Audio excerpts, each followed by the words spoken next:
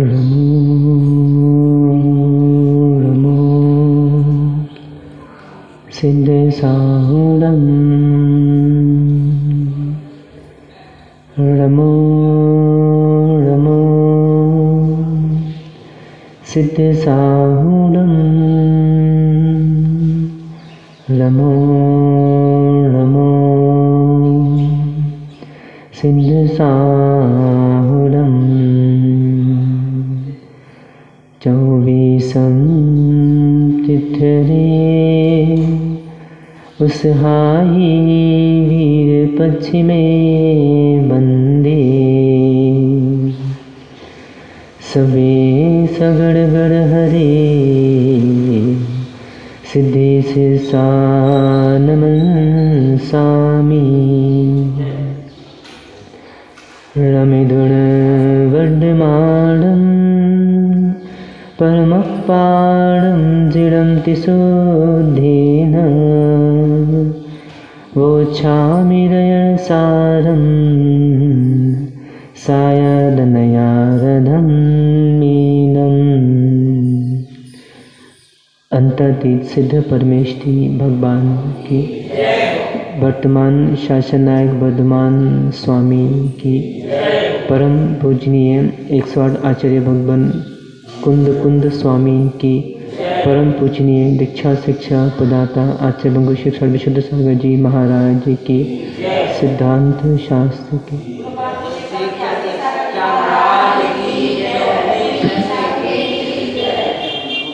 बंधु, हम सभी श्री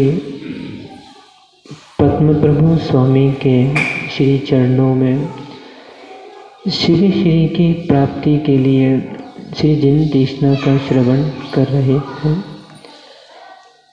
जीवन का कोई सार है तो वह रहन सार है।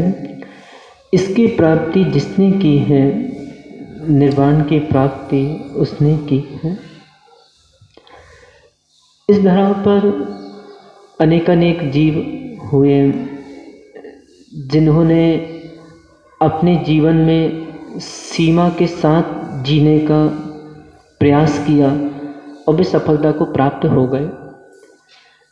कुछ ऐसे भी जीव हुए जिन्होंने अपने जीवन में सीमा का प्रयास नहीं किया और इनका असीम जीवन इनको अमित ज्ञान प्राप्त नहीं करवा पाया, अर्थात केवल ज्ञान।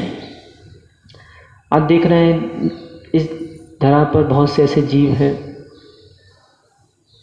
जो बिना कपड़ों के विचरण कर रहे हैं। कितनी बड़ी बात है। मैं दिगंबर मुनिराजों की बात कर रहा हूँ। घर की आवश्यकता नहीं है। सोचो, मतलब जिनको घरों की आसक्ति है, जो ऐसा जिनके अंदर मोह, तीव्र मोह भरा हुआ है, जो अपने आप को भूल चुके हैं। मोह की परिभाषा ही है अपने को भूल जाना और पर को अपना मानना। ये दो परिभाषाएं मोह की जैन आगम में हमको प्राप्त होती हैं। तो जो ऐसा सोचते हैं कि अरे हमारा घर, हम घर के बिना कहाँ जाएंगे, ये हो जाए, बेघर हो जाएंगे, ऐसा हो जाएगा, वैसा हो जाएगा। आज दिगंबर साधु जी रहे कि नहीं जी रहे? आज इतनी आरिकाएं इस धरा पर हैं, वे बेघर होकर अपना जीवन जी रही कि नहीं जी रही? जी रही हैं। तो ये एक मात्र सोच जो होती है, सोच बदलने की बहुत आवश्यकता है। छोटी सोच और पैर की मोच व्यक्ति को आगे बढ़ने नहीं देती। एक व्यक्ति सोचता है अरे यदि पानी नहीं भरेंगे तो क्या होगा। पता दिगंबर मुनि को देखा कभी पानी भरते हुए? अपना जीवन जी रहे कि नहीं? एक सोचता है चूल्हा नहीं जलाएंगे तो क्या होगा। दिगंबर मुनि जी रहे कि नहीं जी रहे? तो पंच सूना से रहित जीवन जी रहे हैं। विचार करो, एक बार छोड़ के तो देखो। व्यवस्थाएं सब बनेंगी, बस ये कि सोच में दृढ़ता होना चाहिए है कि मैं कर सकता हूँ। यदि सोच में दृढ़ता नहीं है तो प्राणी अनंत अनंत भव तक भटकता। पर ऐसा भी यहाँ पे जो कुंद स्वामी अपन गाथा जो अपनी चल रही है 94-95, यहाँ पे इसलिए कुंद स्वामी ने ये सब व्याख्यान कर दिया कि भावों की दशा बड़ी विचित्र होती है। आज कुछ और है, कल कुछ और है। एक कन्या भी, अपन इसको दोनों तरफ से लेके चलेंगे, गृहस्थों के लिए प्रवचन चल रहा है, तो दोनों बातें यहाँ पे अपने को ग्रहण करके चलना है। एक कन्या भी ब्याह की जब आती है तो ब्याह के आ गई, वो 7 फेरे में कसम खाती है, सौगंध लेती है, प्रतिज्ञा करती है कि मैं इस पूरे घर को अच्छे से चलाऊंगी, मैं अपने पति को धर्म पे लगाऊंगी, मैं पूरा धर्ममय जीवन जीऊंगी। अब मेरा जो दूसरा पक्ष है वो मेरा घर रहेगा, मैं सदा संतोष व्रत धारण करती हूँ, मैं अपने पति के अलावा किसी अन्य पुरुष आदि पे दृष्टि नहीं डालूंगी। परंतु भावों की दशा इतनी विचित्र हो जाती है कि ये संसारी प्राणी अपनी प्रतिज्ञाओं से विवल हो जाता है। तो यहाँ आचार्य कुनकुन स्वामी, चलो गृहस्थों की तो अपन ने बहुत सी गाथाएं पढ़ी, यहाँ साधुओं को समझा रहे हैं कि हे साधु, यदि प्रतिज्ञा पूर्वक, बुद्धि पूर्वक, समाज के समक्ष, देश के समक्ष, गुरु साक्षी, अरहंत साक्षी, सिद्ध साक्षी, आचार्य साक्षी, उपाध्याय साक्षी और स्वसाक्षी होशो आवाज़ में आपने प्रतिज्ञाएं करी थी कि हम आरंभ नहीं करेंगे, धन धान आदि नहीं करेंगे, और व्याख्यान अभी आगे करते जा रहा, और इसके बाद प्रतिज्ञा से आप विफल हो रहे हो, ये कितनी बड़ी स्वपर की हानि हो रही है। तो कुनकुन स्वामी वही समझा रहे हैं इन गाथाओं से कि इनको सीधा सीधा सोचो तो कितनी बड़ी गाली दे दी। मैं तो बोलता हूँ गाली है सीधी सीधी। जिन धर्म विरोधी, इससे बड़ी गाली क्या होगी? किसी को यदि कह दो तुम विरोधी हो, इससे बड़ी गाली कोई नहीं हो सकती। अर्थात क्या कह रहे हैं, जिन धर्म विरोधक साधु कैसे हो जाते हैं, क्या होते हैं, या चाहे कुनकुन स्वामी कह रहे हैं। कल हमने देखा था आरंभ, तो दिगंबर मुनि ना तो अशुभ आरंभ करते हैं अर्थात पंचसूना आदि,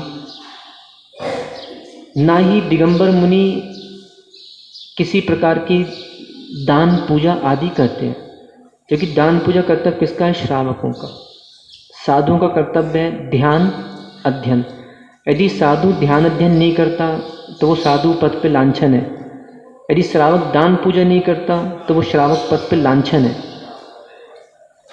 हाँ, मुनिराजों की जो पूजा होती है तो वो भाव पूजा कर लेते हैं।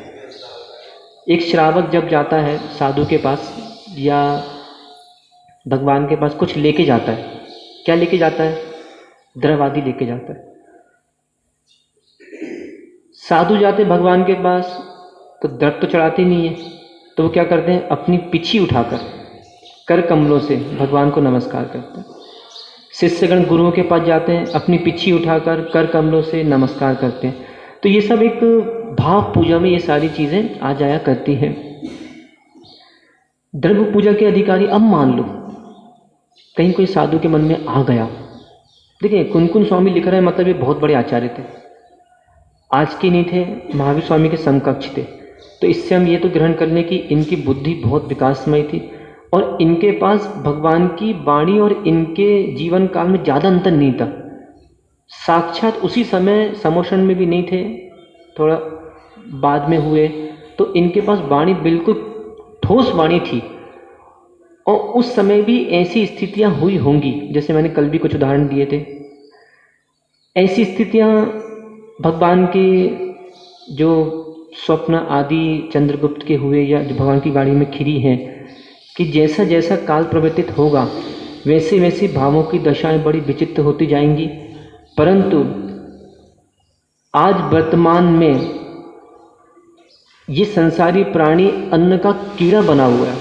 एक गाथा आती है ऐसे चंपू अन्य ग्रंथ में, कले कालो चले चित्ते देहे चानादि कीट के एक चित्त मयादापित जिन रूप धरा नरा। क्या कह रहे हैं? कले कालो, काल काला है। कौन सा काल चल रहा है? हुंडा अवसर्पणी काल। काल काला है, चले चित्ते, और चित्त चलायमान है। वास्तव में एक श्रावक को कितनी उपदेश दें, देखो आलू छोड़ो आलू छोड़ो आलू छोड़ो, पर इसका चित्त इतना चलायमान है, इसका मन नहीं कर रहा। कि चलो मैं आलू छोड़ दूँ। जैसे कितने उपदेश दिए जा रहे हैं, चलो अभक्ष सेवन त्याग करो, चलो रात्रि भोजन छोड़ो। इसका चित्त इतना चलायमान है, ये छोड़ नहीं पा रहा। पर इसमें यदि काल को सर्वथा दोष नहीं दे सकते। यदि काल को दोष दोगे तो ऐसे कली काल में भी साधु बनते लोग दिख रहे हैं, तो साधु कैसे बन रहे हैं? देखिए, यदि काल पूरा काल को दोष देते हैं तो काल का असर तो सबके ऊपर आना चाहिए। और चलो अच्छा साधु की बात करें तो चलो साधु बने तो गृहस्थ भी तो व्रत धारण करके रह रहे हैं। अभी जैसे मैंने देखा पिछी का परिवर्तन फार्म लोगों ने, बहुत से लोगों ने भरा, उसमें लोगों के 20-20, 25-25 साल से लोगों ने अभक्ष नहीं खाए, 20-20, 25 साल से लोगों के ब्रह्मचर्य व्रत का पालन चल रहा है। तो ये क्या है? ये तो आपके आसपास के लोग हैं ना, अड़ोसी पड़ोसी है ना। तो कुल मिला के सार ये है कि मन की कमजोरी और प्रयास रहित दशा, ये दो बातें जीव का हिरास कर रही है। आज से प्रयास करो। अब देखो 40-40 साल के हो रहे हैं, चलो मैं समझता हूँ बच्चे होते 15 साल के होते तो नटखटपना रहता है, थोड़ी जिसको बोलते हैं ना बेअकल है, बेअकलपना रहता है। अब 40-50 साल की उम्र हो रही है। अब 40-50 साल का व्यक्ति यदि 15 साल की हरकतें करे, चेष्टा करे, तो उसको क्या बोलेंगे? वो बेअकल है क्या?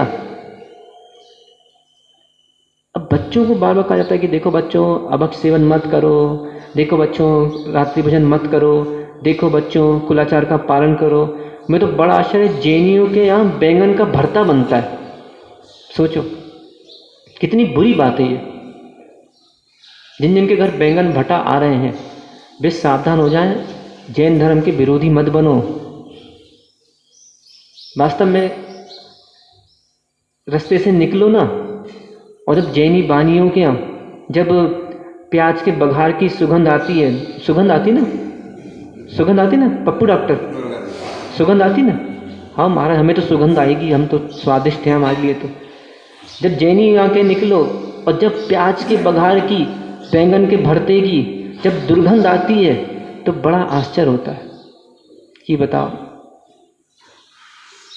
किस कुल में हम जन्म लिया था, और किस कुल में जन्म लेने के बाद आर्य पुरुष, इतने श्रेष्ठ पुरुष की उपमा है और जीवन मिलेच्छ का जिए जा रहे हैं। बड़े बड़े शहरों में तो चलो महिमा में तो इतने लोगों के जितनी भी विकास है उतने ही विकास है। बड़े बड़े शहरों में तो शराब पीने में लोग नहीं अघाते, जैन लोग। गुटखा सिगरेट तो इनके लिए बिल्कुल ऐसी हो गई जैसे घर में गाजर मूली ककड़ी खा रहे हो। आश्चर्य की बात है। अब विचार करना होगा। और कहीं कोई मुनिराज कुछ कह दे तो पता चला महाराज से बैठ धारण कर ले कि महाराज ने ऐसा क्यों कहा। अरे यदि कोई व्यक्ति पागल है तो उसे पागल कहने में कोई बुराई है क्या? विचारणीय विषय है। फिर या तो उसे स्वीकार करो, खुल के स्वीकार करो।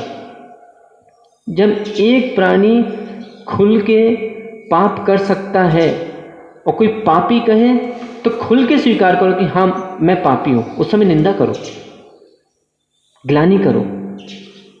उस समय ये मत सोचो अरे महाराज का काम है, महाराज तो बोलते रहते हैं, अपने घर में जो परंपरा चल रही है उसे अपन छोड़ेंगे नहीं। ध्यान रखना। आज भी देखना ना, अभी दीपावली आ रही है, कल दीपावली पर्व महोत्सव है, दीपोत्सव। ऐसे ऐसे अज्ञानी मूर्ख प्राणी होंगे जो रुपयों को पूजेंगे, जो पैसों को पूजेंगे, जो पता नहीं लक्ष्मी आदि इनकी फोटो को पूजेंगे। ऐसे ऐसे अज्ञानी लोग भी वर्तमान में होंगे। क्या करें? पत्थर के ऊपर कितना ही पानी डालो उस पर पौधा नहीं उग सकता। ऐसे देखा ना, उसमें कुछ श्रोता होते हैं, पत्थर जैसे श्रोता होते हैं, पत्थर कठोर हृदय श्रोता। इनको कितने ही संबोधन दो, कितने ही संबोधन दो, ये नहीं पिघलते। कुछ मिट्टी जैसे श्रोता होते हैं, मिट्टी जैसे। मिट्टी कैसी? प्रवचन सुनेंगे, पानी डाला, पिघल गए। अरे हाँ कितने अच्छे महाराज हैं और महाराज ने कितनी अच्छी बात कही। और जैसे ही ये बाहर निकला कि इसकी छाती फूल गई, पानी सूख गया, मिट्टी वापस कठोर हो गई। ऐसे प्रवचन समय में वैराग होता है और लगता है कि हाँ भैया, हमें भी महाराज बनने हैं, हमें भी आर्य का बनने हैं, हमें भी व्रत धारण करने हैं, हमें भी अभक्ष त्याग करने हैं। वास्तव में मानवता में जीकर जो कलंक का जीवन चल रहा है, अब हमें भी कलंक रहित जीवन जीना है। और जैसे ही ये प्रवचन सभा के बाहर गया कि पूरा पानी सूख गया, इसकी वापस से वो ढेला बन गया। सामने क्या करूँ, मैं ढेला हूँ, सूख जाता हूँ। विचार करो। ऐसे हमारे आचार्यों ने जो ग्रंथों का सृजन किया या ग्रंथों का उपदेश दे रहे हैं, यहाँ हम विचरण कर रहे हैं, इसका बहुत बड़ा मूल उद्देश्य आ रहा है कि जीवों की जान बचाई जाए। चलो तो दीप महोत्सव आ रहा है, अभी कल दीपोत्सव है, कल ही है ना, परसों है, कल चातुर्मास का निष्ठापन है। कितने लोग ऐसी प्रतिज्ञा कर रहे हैं कि क्योंकि नववर्ष है जैनों का, ये तो सबको पता है, 26 तारीख से नववर्ष प्रारंभ हो जाएगा जैन समाज का। देखिए, जैनियों का नववर्ष दीपोत्सव भगवान निर्वाण के तुरंत बाद, हिंदुओं का गुड़ी पड़वा और विदेशियों का 1 जनवरी। ये भारतीय नववर्ष नहीं है। भारतीय नववर्ष हमारा क्या है, मतलब हमारे जैनों का नववर्ष भगवान महावीर निर्वाण 2548 चल रहा है, 2549 प्रारंभ हो जाएंगे। कितने लोग ऐसी प्रतिज्ञा कर रहे हैं कि अब हम अगले साल से, मतलब अभी आज से 3 दिन बाद से, अपने जीवन से सारा अभक्ष पदार्थ को निकाल देंगे। न बैंगन खाएंगे, न आलू, न प्याज, न अदरक, क्योंकि अदरक के चाय का समय आ रहा है और बहुत अच्छी अदरक की चाय सुबह सुबह पीने में लगेगी। दोपहर में भी अदरक की चाय मिल जाए तो और आनंद बढ़ जाता है। बताओ, कितने लोग ऐसे नियम ले सकते हैं कि महाराज जी हम अगले साल से अभक्ष का पूर्ण रूप से त्याग कर रहे हैं। देखो पुरुषों में एक के भी मन नहीं कर रहा, मैं देख रहा। ठीक है, माताएं तो करती हैं, इनका तो चल ही रहा है। जितनी नई बहुएं हैं उनका भी मन नहीं कर रहा, जितनी बालिका हैं उनका तो मन करता ही नहीं है, जितनी युवा पीढ़ी है उनका तो उसके बिना जीवन ही नहीं कटता। अब विचार करना होगा थोड़ा सा कि इतने साल बीत गए और फिर भी अंतरंग में भाव नहीं हो रहा कि चलो छोड़ें। कभी देखा कोई दिगंबर मुनि आलू की सब्जी या आलू का पराठा लेते हो अपने आहार में, या कभी प्याज की लहसुन की चटनी खा रहे हो? देखा है कभी? मूंग की दाल, लौकी की सब्जी या अन्य दाल, अन्य सब्जी आदि खा के और गृहस्थों से ज़्यादा स्वस्थ है और जी रहे कि नहीं जी रहे? 20-20, 25-25, 30-30 साल। आज चलो जितनी हमारी उम्र नहीं है उतने आज वर्तमान में ऐसे ऐसे दिगंबर मुनि दिगंबराचार्य हैं जिनकी हमारे जन्म के पहले, जिनको आचार्य पद मिल गया था, या हमारे जन्म के पहले जो साधु बन गए थे, आज 50 साल साधु बने हो गए। और चलो हम तो नमक भी लेते हैं, गुड़ भी खा रहे हैं, शक्कर चलो छोड़ दी है, कोई बात नहीं। ऐसे ऐसे साधु जिन्होंने 20 साल से शक्कर नमक नहीं खाया, और तुम लोग से ज़्यादा स्वस्थ हैं। तुम कहाँ स्वस्थ होगे? कभी पेट दुखता है, कभी सिर दुखता है, कभी दो दाने खाने को नहीं मिले तो कभी चेहरा मुरझा गया, कभी कमर दुख रही है, कभी पैर दुख रहे हैं। अरे अरे कल उपास था, बाप रे बाप रे। अब विचार करो, शरीर एक ही है, सोच गिर गई है, और जहां सोच गिरी वहां शरीर गिर जाएगा, निश्चित है। कुल मिला के देखो, मैं यहाँ पे ये बात इसलिए बताने का प्रयास कर रहा हूँ कि थोड़ा सा हम चिंतन करें कि हमारे जीवन में कमजोरी क्यों आ रही है, मात्र हमारे सोच के कारण। आज हम इतने साल हो गए, हम व्रत क्यों नहीं धारण कर पा रहे? हमारी सोच के कारण। आज इतने साल हो गए, हम घर क्यों नहीं छोड़ पा रहे? हमारी सोच के कारण। फिर विचार आता है कि अरे बहुत से लोग फिर क्या करते हैं, अरे चलो उते का प्रवचन सुनने, उते माँ त्याग की बातें होनी है और कछूते मिलने नहीं है और हम इतने मोही हैं, रागी हैं, हम ये कर नहीं सकते तो महाराज और हमारी पट नहीं सकती। और वास्तव में देखा जाए तो गृहस्थ तो महाराज के विरोधी ही होते हैं, क्योंकि महाराज बिना कपड़े वाले और गृहस्थ कपड़े वाले, तो बिना कपड़े वालों का कपड़ों वालों से विरोध हो गया। अच्छा, महाराज का क्या विचार रहता है कि चलो भैया इनको भी उस मार्ग पे ले जाया जाए। भाई या तो कोई पूरी तरह बिल्कुल अपने आप में जीना प्रारंभ कर दे, तो वो भी नहीं छोड़ता। मंदिर आएगा भगवान के सामने, क्या बोलते हैं, क्या नाम है, तीनों मंदिर में क्या बोलते भगवान के सामने, कुछ तो बोलते होंगे, या तो भिखारी बन के आते होंगे कि हे भगवान कल धनतेरस है, तो हे प्रभु अच्छे ग्राहक आ जाएं 20-50, तो अच्छे हमारा लाभ मिल जाए। भाई बात तो यही है। अब एक विचारणीय विषय है कि सोचो हम किसके सामने क्या मांग रहे हैं। जिन गुण संपत्ति मांगो तो कम से कम वो कुछ दिनों में मिले, विचारणीय विषय है। तो यहाँ जो कुनकुन स्वामी कह रहे थे, चलो मैंने गृहस्थों की अपेक्षा कह दी, यहाँ कुनकुन स्वामी उन जीवों, उन आत्माओं को समझा रहे हैं कि जो विरक्त हो गई और विरक्त होने के बाद भी कहीं ना कहीं पूर्व की करतूती के कारण, देखिए एक बात हमेशा ध्यान रखना, सर्वथा कर्म को दोष देना भी एकांत मिथ्यात्व में चला जाएगा जीव। बहुत से लोग ऐसे क्या करते हैं, जैसे कुछ हुआ, अरे अब हमारे भाग्य में ऐसा ही लिखा था, इसके आगे ना एक थोड़ा सा शब्द जोड़ दिया करो, हमने पूर्व में ऐसा पुरुषार्थ किया था तो हमारे भाग्य में ऐसा हमको मिल गया। हम पूर्व का पुरुषार्थ छोड़ देते और वर्तमान को देखकर और शेर बन जाते। जैसे मानो किसी ने किसी को गाली दे दी, या किसी के जीवन में गरीबी आ गई, किसी के जीवन में कुछ दुख आ गया, तो वो क्या करता है, निमित्त बना के और वर्तमान में और शेर बन जाता है। जबकि हमको क्या करना चाहिए कि नहीं, पूर्व में ऐसा मेरे भाग्य में होगा कि मुझे ऐसा मिलना होगा, तो मिल रहा है, शांति आएगी, बहुत शांतता जीवन में आएगी।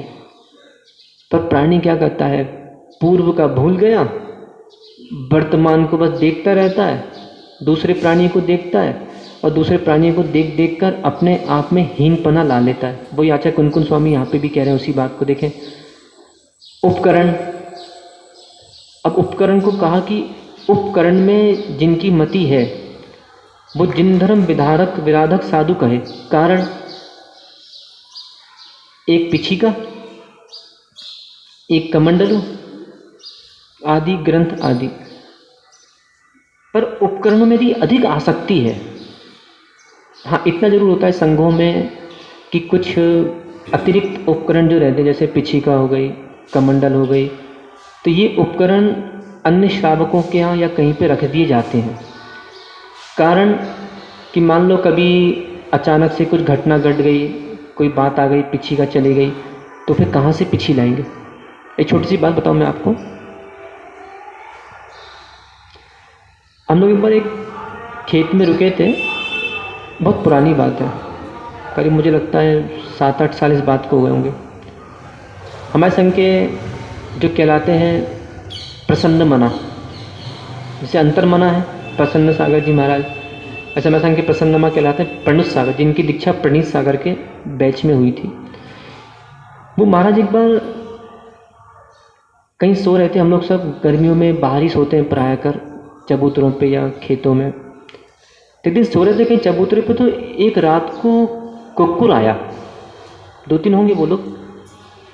तो उन्होंने क्या किया, पिछी उठाई, और पिछी उठाने के बाद उन्होंने रात ही रात में उस पिछी के 50 टुकड़े कर दिए, खींच खींच के।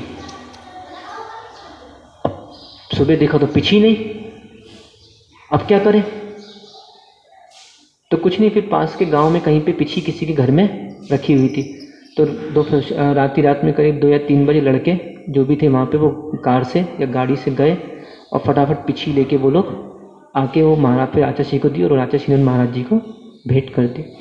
तो ऐसे उपकरण कहीं ना कहीं संभाल के रखे जाते हैं, क्योंकि इससे क्या होता है, कभी कि जैसे मान लो कमंडल टूट गया।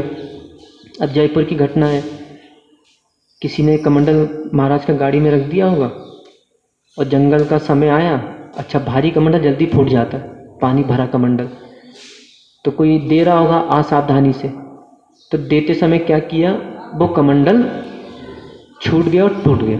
वैसे जितने लोग हैं यहाँ पे, कभी भी ध्यान रखना, साधु को कमंडल लेना हो या साधु से कमंडल साधु को देना हो, 2 हाथ का प्रयोग करना। जैसे मैं बता रहा हूँ, मेरे पास कोई सामग्री यहाँ पे दिख नहीं रही, मान लो जैसे यही कमंडल मुझे देना हो, जैसे माना मैं कमंडल दे रहा हूँ, तो कभी एक हाथ से मत लो, एक नीचे रखो और दोनों लो। कभी साधु को देना भी है, महाराज जी कमंडल, ऐसे मत दो, हो सकता है उनके हाथ से फिसल जाए। महाराज जी कमंडल, तो जैसी वो पकड़े नीचे का हाथ उठा लो। जैसे कभी आरिका माता जी आए या कोई भी आए, तो हमेशा ऐसे ही कमंडल दो और ऐसे ही कमंडल उनके हाथ से लो। तो इससे क्या होता है, रक्षा सुरक्षा कमंडलों की बनती रहती है। पिछिका के बारे में एक बात छोटी सी मैं बता देना चाहता हूँ। पिछिका बहुत से लोग चौके में बाहर रख देते हैं, कहीं छतों पे रख दें, कहीं गैलरियों में रख दें। इतनी बाहर रखने की जरूरत नहीं है पिछी की। अब मान लो पिछिका कहीं बाहर रख दिया और कोई चिड़िया आके उस पर बीट कर देगी, क्योंकि पक्षी आके किसको मालूम है, सब अंदर व्यस्त हैं आहार में। तो चौके में कहीं पे स्थान थोड़ा पीछे कर लो। यदि आपके यहाँ हॉल है या कोई बात है तो वहाँ पे रख लो, ज़्यादा पास भी नहीं और ज़्यादा दूर भी नहीं तो ये नहीं कि पता लगा ऊपर मंजिल में आहार तो नीचे पिछी रखा, नीचे मंजिल में जी थोड़ा सा सावधानी आवश्यक है। एक बार और एक घटना मुझे याद आ रही है, आगरा की। हमारी दीक्षा का पहला चातुर्मास आगरा हुआ था। कुछ नहीं है, लोग ऐसे पता नहीं इतनी मोह रहता है लोगों को, ताजमहल ताजमहल ताजमहल, का ताजमहल। हम लोग तो प्रतिदिन वो ताजमहल के बाजू में बैठ के सोच करते थे वहाँ पे, और प्रतिदिन ताजमहल देखा हमने 100 दिन। मतलब ताजमहल बना था और वहीं पे इस तरफ थोड़ा सा दूर, मतलब 100-200 मीटर पे अलग से रास्ता, तो दिखता था वहाँ से ताजमहल। कोई मरघट जैसा था वो, वहाँ पे जानवरों को गाड़ देते थे और जंगल जैसा था, वहाँ पे पूरा संग जंगल जाता था। 2.5 किलोमीटर वो जंगल छेपी टोला से 2.5 किलोमीटर लगभग था। और सुबह सुबह चाहे पानी गिर रहा हो, कितनी तेज पानी हो, आचार्य महाराज ने उठाई पिछी कमंडल, चलो बेटा। अब ले जाने वाला माना कोई छाता पकड़ने वाला मिल भी गया, वैसे सुबह उठती भी नहीं थी, क्योंकि देखो बड़े संघों में क्या रहता है, 20-25 साधु, अब माना 2-4 श्रावकी उठे, अब वो किसको छाता लगाएंगे, या तो पन्नी पकड़ लेते हैं, प्राय कर पन्नी हो जाती है तो आती है। अब मान लो कोई छाता लेके जंगल ले भी गया तो कहाँ तक छोड़ेगा, बाहर तक, अंदर तो धोने जाएगा नहीं वो तो महाराज को अकेले जाना पड़ेगा। तो बाहर तक छोड़ दिया, अब अंदर जा रहा है, आधे घंटे अंदर लग गया, तो आधी घंटे इतनी तेज बारिश में भीगते जाओ, करते जाओ और बाहर आ जाओ शांति से। तो ये सब मतलब आचार्य महाराज अपने शिष्यों को इतनी कठोर साधना सिखा देते हैं कि बेटा आप ओले गिरे कुछ भी गिरे तुम्हें कुछ नहीं होगा, जाओ। तो ये आचार्य महाराज का परम उपकार शिष्यों पे रहा है, और हम लोग भी उनके अनुसार हमेशा जैसे कहा चलो बेटा, ग्रहण करते हुए उसको चलते, इसलिए आज ज़्यादा किसी प्रकार की कोई परेशानियाँ इतनी आती नहीं हैं। तो आगरा में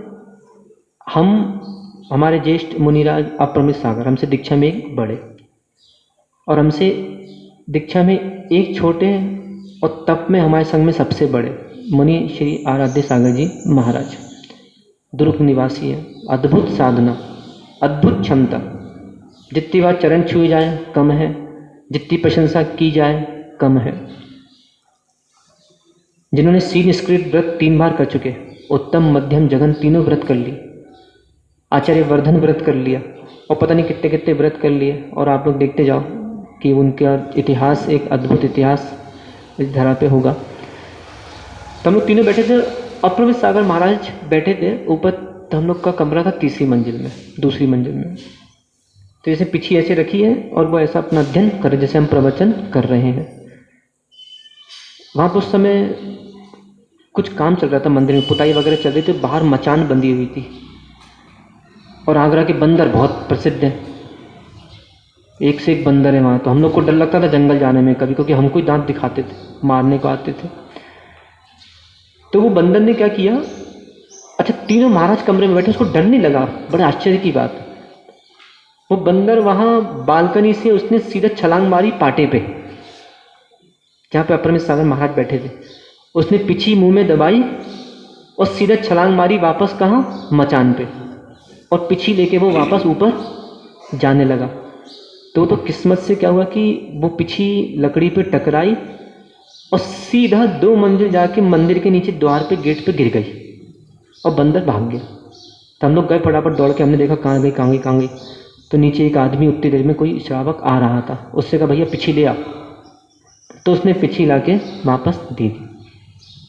अच्छा इतने एक बंदर और इसमें ऐसा था, 2-3 बंदर ऐसे थे छत पे प्रतिक्रमण करते थे आचार्य महाराज सब संघों के साथ। उस समय संघ में मुनिराज थे 4, 7, 14 दीक्षित मुनिराज आचार्य जी के उस समय हम लोग थे।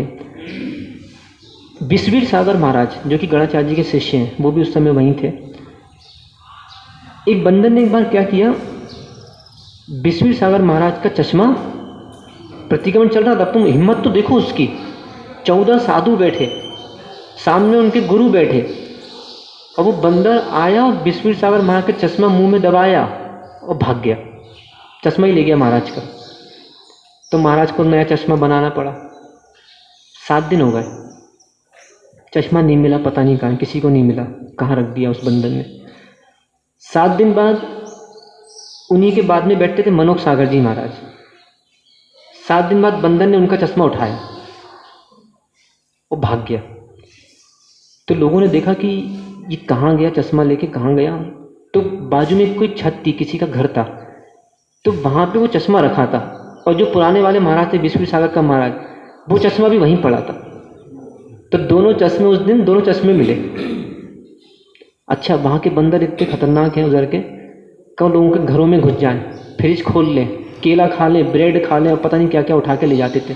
एक बार एक डॉक्टर साहब आए थे भोपाल के, अच्छे डॉक्टर हैं, विदिशा के हैं, भोपाल में प्रैक्टिस करते हैं वो, पीपल हॉस्पिटल जहाँ भी, जितेंद्र नाम है, बड़े डॉक्टर हैं, अच्छे संघ के भक्त हैं।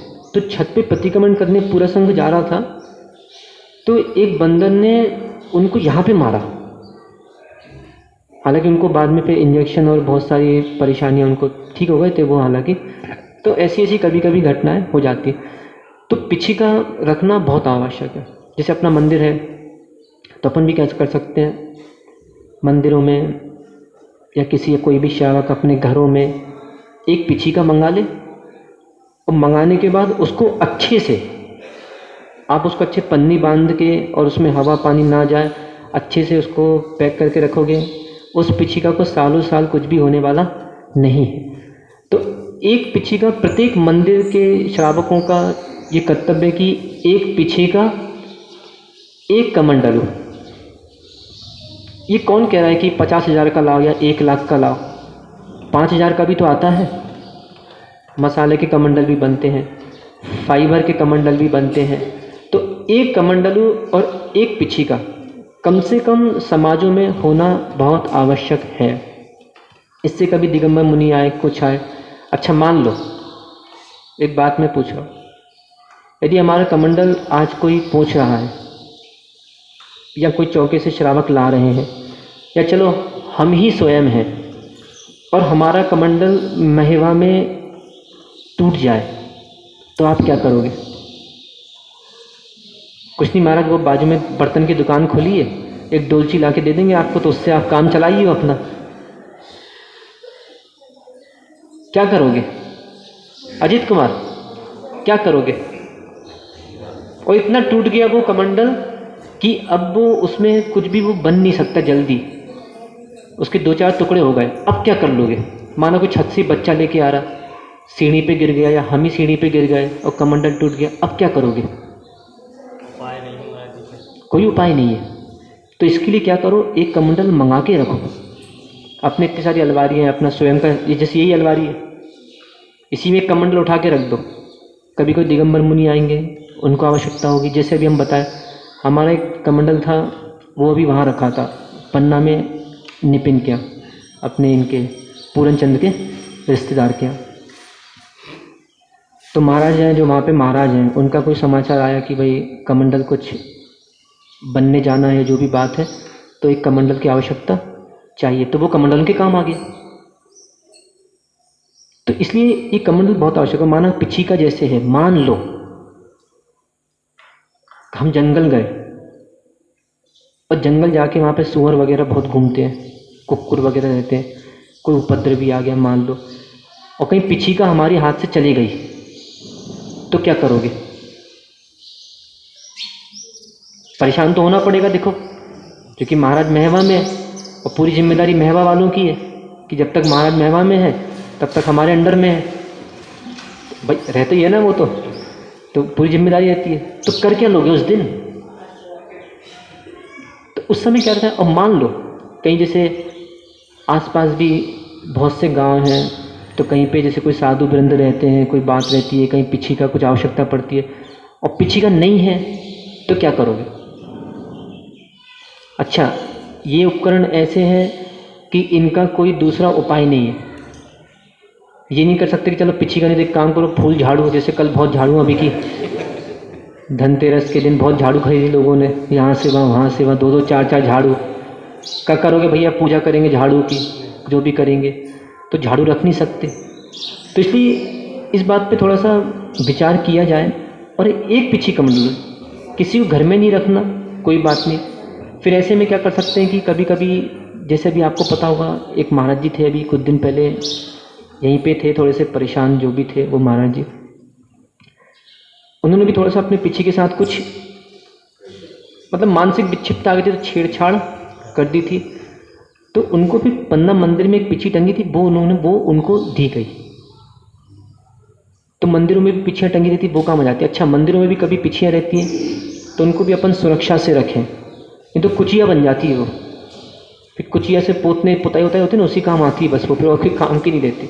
तो पिछिका कैसा है? आप पिछिका को यदि अच्छे हवा पानी से सुरक्षित रखोगे, उन पिछियों को कुछ भी नहीं होने वाला। तो इस पर थोड़ा सा ध्यान दें, उपकरण रखना बहुत आवश्यक है। इधर मुनिराजों के लिए जो बात कही है कि जिन धर्म के विराधक साधु की यदि मान लीजिए कि अधिक आसक्ति जा रही है कि चलो हमारा 2 लेखनी, 1 लेखनी से काम चलता है, 10-20 रख लो, 10-15 माला रख लो, 10-15 ये रख लो, तो नहीं।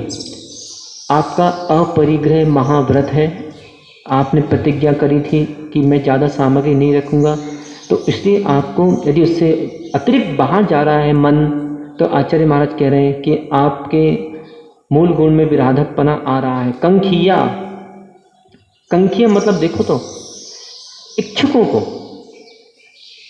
इच्छुकों को मतलब जो साधु अधिक इच्छुक होते हैं, अधिक इच्छाएं रखना, उनके लिए भी यहाँ पे क्या कह रहे हैं? जिन धर्म की विराधना करने वाला कहा है कि ठीक है, अब आपका जीवन, आप अपने, जब आपकी दीक्षा हुई थी, अब आपका पूरा जीवन आप हाथ में क्या लेके चल रहे हो?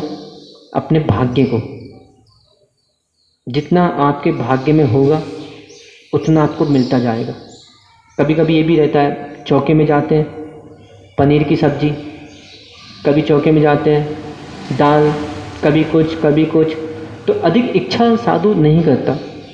सामग्रियों में भी जितनी मिल जाए उतनी आनंद, जो मिल जाए उसमें आनंद। देखो साधु जीवन कैसा, मैं बता देता। हमने एक बार एक गांव पढ़ा था महाराष्ट्र में, चंद्रपुर ऐसा कोई गांव था, वहाँ पे, हाँ, आचार्य महाराज वहाँ पे पंचकलाड़क वगैरह हुए थे, संगरूपा था।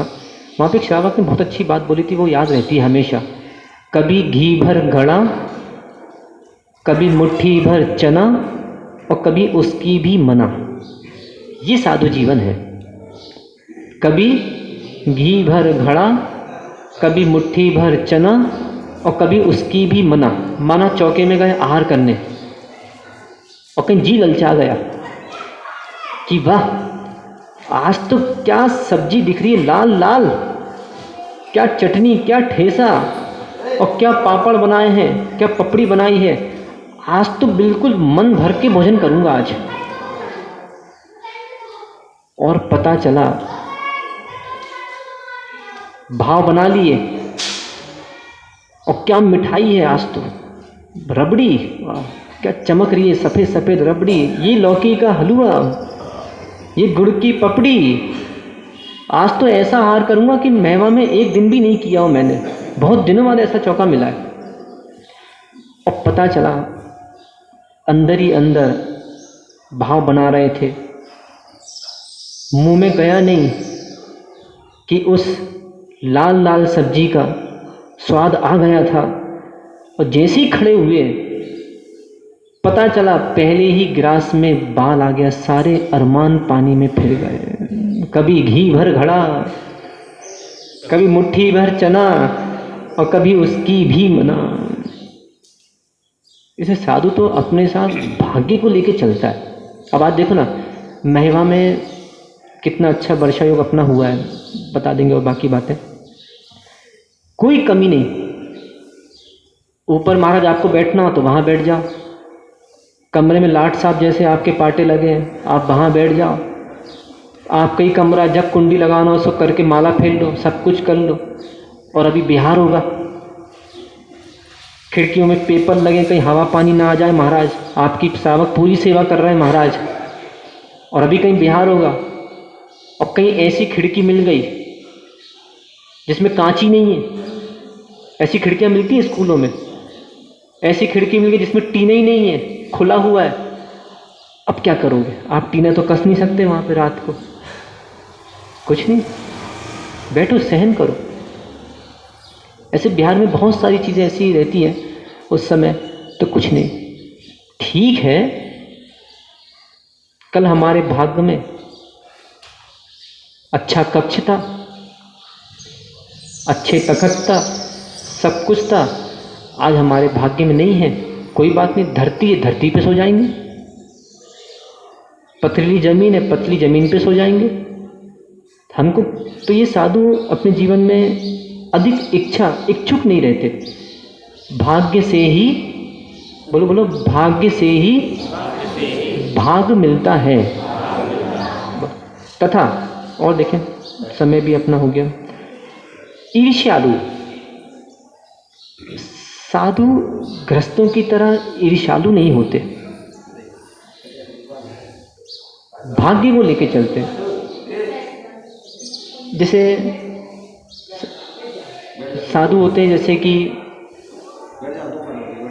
माना साधु बने 20 साल हो गए, साधु बने 10 साल हो गए, 25 साल हो गए, अरे जी देखो अभी 2 साल साधु बने हुए नहीं कि इतनी भीड़, इतना भड़क्का, इतने चौके, और हम 20 साल के साधु हो गए और हमारे पास कोई बैठने तक नहीं आ रहा। ईर्ष्या नहीं करते।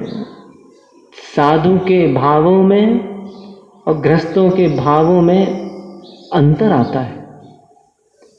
एक गृहस्थ तो पता चला कि निष्प्रयोजन आपस में एक दूसरे का बैरी बन जाता है। कैसा?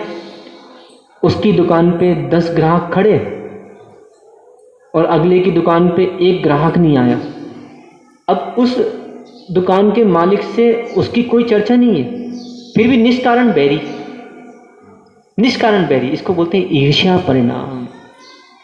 साधु ईर्ष्या नहीं करते, साधु अपने भाग्य से जीते हैं। ठीक है, हमारे भाग्य में जितना होगा उतना मिलेगा। अभी आचार्य महाराज, आज से मैं 11 साल करीब पुरानी बात बता रहा हूँ। आचार्य महाराज का इतनी जल्दी, मतलब देखा जाए तो तीव्र पुण्योदय, आचार्य बने कितना समय हुआ है कोई बता सकता है क्या? आचार्य का आचार्य पद, आचार्य पद कब हुआ था? 2007 महावीर जयंती का दिन था औरंगाबाद महाराष्ट्र में आचार्य पद दिया गया था। और 2007 के बाद 2010 से 10 में भी जब आचार्य महाराज उज्जैन में थे तो पाटनी परिवार भिलाई वालों ने भावना भाई थी कि महाराज का प्रवचन टीवी पे आना चाहिए। उस समय वो भी उनकी वाइफ जो थी धर्म पत्नी। देखिए महिलाओं को ऐसा नहीं है, महिलाओं का भी धर्म को उठाने में बहुत बड़ा हाथ है।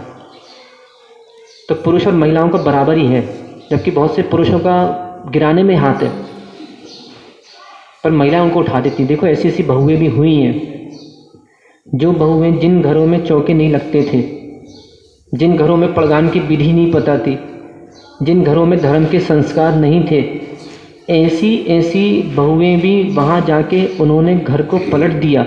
घर के पुरुषों को, घर के पूरे संसार के सदस्य, मतलब अपने सदस्यों को, रिश्तेदारों को पलट दिया। तो ऐसा नहीं है।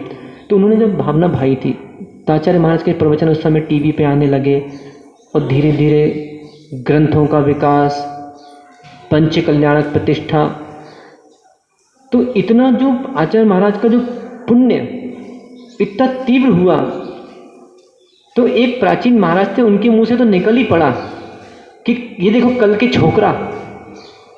उन्हें मतलब आचार्य महाराज के ऊपर एक आक्षेप जैसा लगा दिया कि बताओ कल का छोकरा और इतना ऊपर जा रहा है। तो जिसका भाग्य जैसा होगा, वो कल के हो चाहे आज के हो, पर आप तो बहुत पुराने हैं, आप तो साधु हैं, आपके अंदर गृहस्थ का भाव कैसा आ गया? इतने समय से आपके अंदर ईर्ष्या परिणाम कहाँ से आ गए? आपका गुण स्थान गिर गया। एक बात, एक महाराज तो ने एक आचार्य महाराज के लिए एक वो भी मारा था। क्या बोला था ने? तेरा क्या होगा कालिया। विचारणीय विषय। कभी साधु वृंद ऐसी बातें करें, और चलो आप कल के साधु तो समझ में आता है कि आप बच्चे हो, अभी आपको अकल नहीं है, आप बेअकल हो, तो आपका अपराध क्षम्य के जाता। अब आप इतने समय हो गया, आपको कुल मिला के क्या आ रहा है? ईर्ष्या भाव। तो साधु ईर्ष्यालु नहीं होता। ठीक है, जरूरी नहीं है कि आज सुशील ने दुकान खोली किराने की। कितने साल हो गए? 15 साल हो गए भाई साहब को किराने की दुकान खोले। मानो कल इन्हीं का पड़ोसी दुकान खोल ले एक और, तो ये 15 साल से आज मानो 50,000 रुपया महीने के स्तर पे हैं। कुछ जरूरी नहीं है कि जो व्यक्ति कल दुकान खोले वो 25,000 कमाए। हो सकता है उसको 1 लाख रुपये महीना मिलने लगे। आज बताओ कितने सारे पिताजी हैं, मैं पिताजियों की बात कर रहा, जिनके पिताजी गांव देहात में रहकर या शहरों में रहकर 5,000, 10,000, 15,000 रुपये कमा रहे, और इन्हीं के बेटा मेट्रो सिटीज़ में 5 लाख का पैकेज, 10 लाख का पैकेज। तो इसमें कोई ईर्ष्या वाली बात नहीं है। जिसके जीवन में जैसा वो पुरुषार्थ करता है उसको वैसा फल मिलता है। और सीधी बात है, सारा खेल अदृष्ट का है। अदृष्ट मतलब जो दिखता नहीं, उसका नाम है पुण्य पाप। जिसका पुण्य तीव्र उदय जिसका होगा, उसे नहीं करने पर भी मिल जाता है। और इसका पाप का उदय होगा, वो कितने ही करे उसे नहीं मिलता। इसलिए माता वर्ग को भी चिंता करने की बात नहीं है। घर में प्रशंसा ना मिले तो चिंता मत करना, क्योंकि बहुत सी माताओं का एक पंक्ति अधिकतर कहने में आती है, हमसे भी बहुत सी चीज़ें पूछ जाती हैं। तो वही मैं बता रहा हूँ कि महाराज जी हम इतना करते हमें प्रशंसा क्यों नहीं मिलती? तो भैया अपने झोले में हाथ डाल के देखो, तुम्हारे झोले में यशा कीर्ति नाम कर्म का चिट्ठा है ही नहीं। तुम कितना ही कर लो, दिन भर कर लो, जब तक यशा कीर्ति कर्म का क्षयोपशम नहीं होगा, प्रशंसा नहीं मिलेगी। पर हाँ, प्रयास छोड़ दिया तो आगे भी उम्मीद नहीं है। और प्रयास करते रहे, कार्य करते रहे, तो हो सकता है आगे पुनः प्रशंसा मिले। और आचार्य महाराज यहाँ पे कुछ विशेषण कह रहे हैं, इसको हम कल पुनः समझेंगे। परसों से नववर्ष जैनों का लग रहा है, नरसों से, परसों से ना 26 तारीख से 26 तारीख से। तो हम ऐसी भावना भाएं कि जो पूर्व की विकृतियां हैं, जो और अपने जीवन में बढ़ने का प्रयास करें, नए नए नियम धारण करो। बहुत से लोगों ने पीछे का भी फॉर्म भरा है, वो नियम ले रहे हैं, और भी जिन्होंने नहीं भरा वो नए नए जीवन अपने लें। अपने घर में अड़ोसी पड़ोसियों से साल भर बीत गया, हाथ जोड़ने का प्रयास करें, उनके घर जाएं, क्षमा याचना करने का प्रयास करें। बहुत से लोग जो पुरानी बातें लेके बैठे रहते हैं, इनको मैं कहूँगा ये मूर्ख हैं कि इनने हमारे साथ ऐसा कर दो तो अब हम उनके घर नहीं जा भी, उन्होंने हमारे साथ वैसा कर दिया था अब हम उनके घर नहीं जा भी। तो भैया मेरे, कमठ बन के मोहल्ले में जीवन जीना अच्छी बात नहीं है। ना तो कोई तुम्हारा पड़ोसी पारस ना आते, तो ना ही तुम कमठ हो। कमठ का जीवन निकल कर अपने भावों को थोड़ा सुधारें। अकड़ का जीवन अच्छा नहीं। अकड़ जब तक रहेगी जीवन में आनंद ठीक है, नहीं रहोगे, पड़ोसियों से नहीं मिलोगे, उनके घर नहीं जाओगे, स्वयं का विशुद्धि नहीं बनेगी।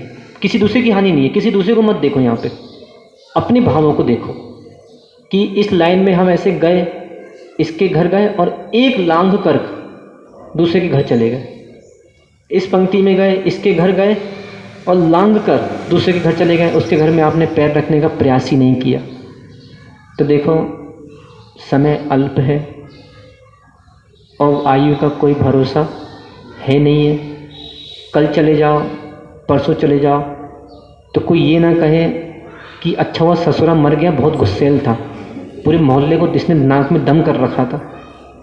तो ऐसा कहीं आपका प्रचार प्रसार ना हो जाए, इसलिए इतिहास बनाना हो, अच्छा इतिहास बना के जाओ, ताकि मरने के बाद भी लोग आपका नाम लें, आपके व्यवहार कुशलता को हर व्यक्ति से कह सकें, जिससे जीव रक्षा होगी और निर्वाण की प्राप्ति होगी। रक्षा करो, रक्षा करो,